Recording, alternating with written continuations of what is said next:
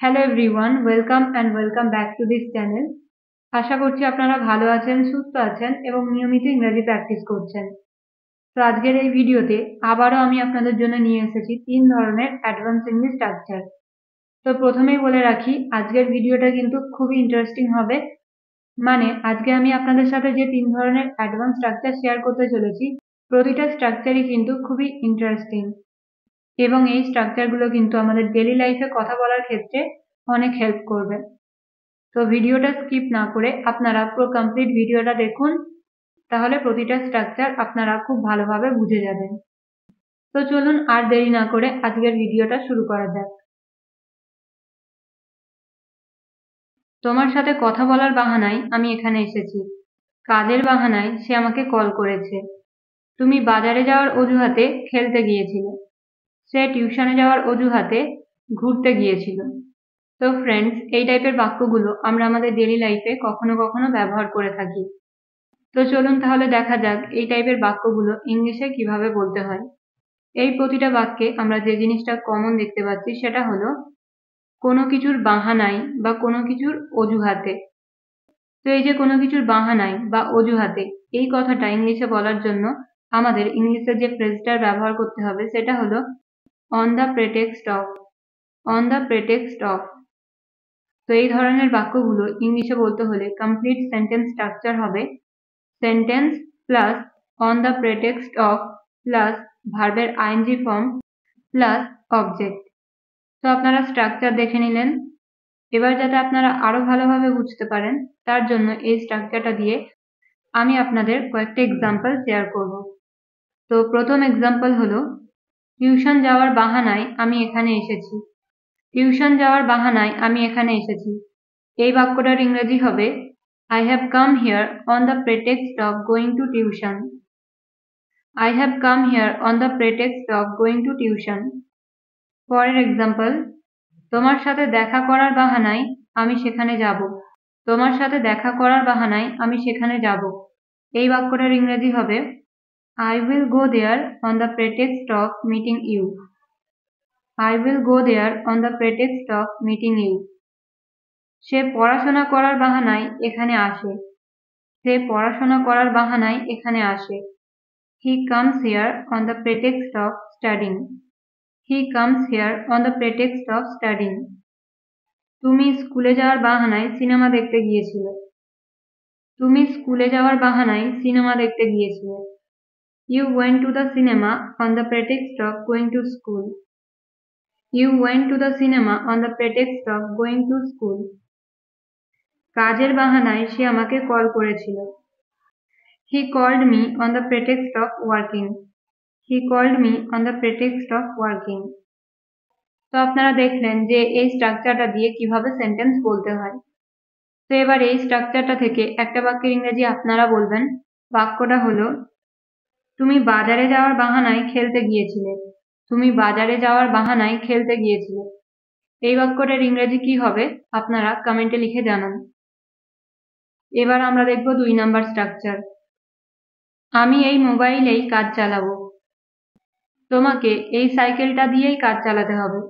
আমি ল্যাপটপ ছাড়াই কাজ চালাই। তো ফ্রেন্ডস, এই টাইপের বাক্যগুলো কিন্তু আমরা আমাদের ডেইলি কনভারসেশনে ব্যবহার করে থাকি। তো চলুন এবার দেখা যাক এই টাইপের বাক্যগুলো ইংলিশে কিভাবে বলতে হয়।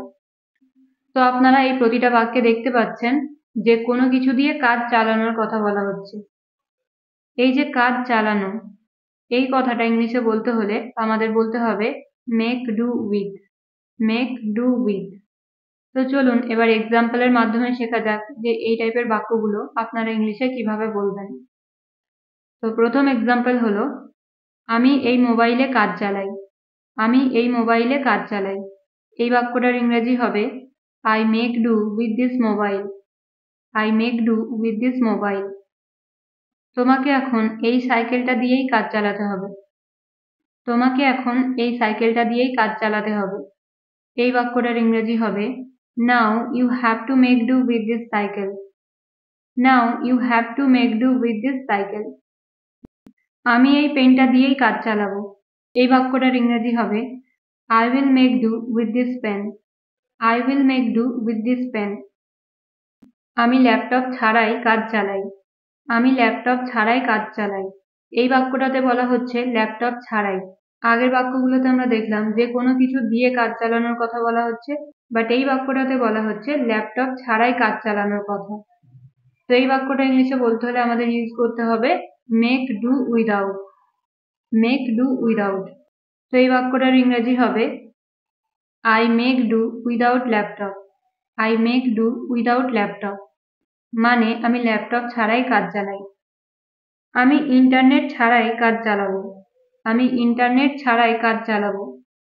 I will make do without internet. I will make do without internet মানে আমি ইন্টারনেট ছাড়াই কাজ চালাবো। তো আমরা এই স্ট্রাকচারটা দিয়ে অলরেডি 6টা এক্সাম্পল দেখলাম। এবার একটা বাক্যের ইংরেজি আপনারা বলবেন। সো বাক্যটা হলো আপাতত এটা দিয়েই আমাদের কাজ চালাতে হবে। আপাতত এটা দিয়েই আমাদের কাজ চালাতে হবে। এই বাক্যটা আপনারা ইংলিশে কিভাবে বলবেন? Let me no in the comments. তো আমরা 2 ধরনের স্ট্রাকচার দেখে নিলাম। এবার দেখা যাক 3 নম্বর স্ট্রাকচার। আবার কখনো কখনো আমরা এই টাইপের বাক্যগুলো ব্যবহার করে থাকি, যেমন আমি সেখানে যাব না, যা হবে দেখা যাবে। আমি তোমাকে যেতে দেব না, যা হবে দেখা যাবে। আমি সত্যিটা কাউকে বলবো না, যা হবে দেখা যাবে। আমি চাকরিটা ছেড়ে দেব, যা হবে দেখা যাবে। তো এই প্রতিটা বাক্যে আপনারা যে জিনিসটা কমন দেখতে পাচ্ছেন সেটা হলো যা হবে দেখা যাবে। যা হবে দেখা যাবে। এই কথাটা ইংলিশে বলার জন্য আমাদের ইউজ করতে হবে and damn the expense। and damn the expense মানে হলো যা হবে দেখা যাবে। ওকে, তো এই টাইপের বাক্যগুলো ইংলিশে বলতে হলে আমাদের ফার্স্টে বলতে হবে সেন্টেন্স। সেন্টেন্স কিন্তু যে কোনো টেন্সেই হতে পারে এবং শেষে বলতে হবে and damn the expense। and damn the expense। তো চলুন এবার এই স্ট্রাকচারটা দিয়ে এক্সাম্পল দেখা যাক, তাহলে এই টাইপের বাক্যগুলো বলা আপনাদের কাছে আরো বেশি সহজ হয়ে যাবে। সো আমাদের ফার্স্ট এক্সাম্পল হলো আমি সেখানে যাব না, যা হবে দেখা যাবে। আমি সেখানে যাব না, যা হবে দেখা যাবে। এই বাক্যটার ইংরেজি হবে I will not go there and damn the expense। I will not go there and damn the expense আমি তোমাকে যেতে দেব না, যা হবে দেখা যাবে। এই বাক্যটার ইংরেজি হবে I will not let you go and damn the expense। I will not let you go and damn the expense আমি জবটা ছেড়ে দিতে চলেছি, যা হবে দেখা যাবে। আমি জবটা ছেড়ে দিতে চলেছি, যা হবে দেখা যাবে। I am going to leave the job and damn the expense। I am going to leave the job and damn the expense next example আমি সত্যিটা বলবো না। আমি সত্যিটা বলবো না, যা হবে দেখা যাবে। তো এই বাক্যটা ইংলিশে হবে I will not tell the truth and damn the expense। I will not tell the truth and damn the expense আমি প্রথমবার কলেজে যাচ্ছি, যা হবে দেখা যাবে। আমি প্রথমবার কলেজে যাচ্ছি, যা হবে দেখা যাবে। I am going to college for the first time and damn the expense। I am going to college for the first time and damn the expense আমরা একটা নতুন বাড়ি কিনতে চলেছি, যা হবে দেখা যাবে। We are going to buy a new house and damn the expense। We are going to buy a new house and damn the expense তো আশা করছি আমি আপনাদের এই স্ট্রাকচারটাও ভালোভাবে বোঝাতে পেরেছি এবং আপনারা এই স্ট্রাকচারটা খুব ভালোভাবে বুঝেছেন। তো এবার এই স্ট্রাকচারটা থেকে একটা বাক্যের ইংরেজি আপনারা বলবেন। বাক্যটা হলো আমি তাদের এখানে আসতে দেব না, যা হবে দেখা যাবে। আমি তাদের এখানে আসতে দেব না, যা হবে দেখা যাবে। এই বাক্যটার ইংরেজি কি হবে আপনারা কমেন্টে লিখে জানান। তো ফ্রেন্ডস, এই ছিল আমাদের 3 ধরনের advance English structure. I hope আজকের এই ভিডিওটা থেকে আপনারা নতুন কিছু শিখেছেন। So that's it for the video. See you in the next video. Till then, stay happy and keep learning.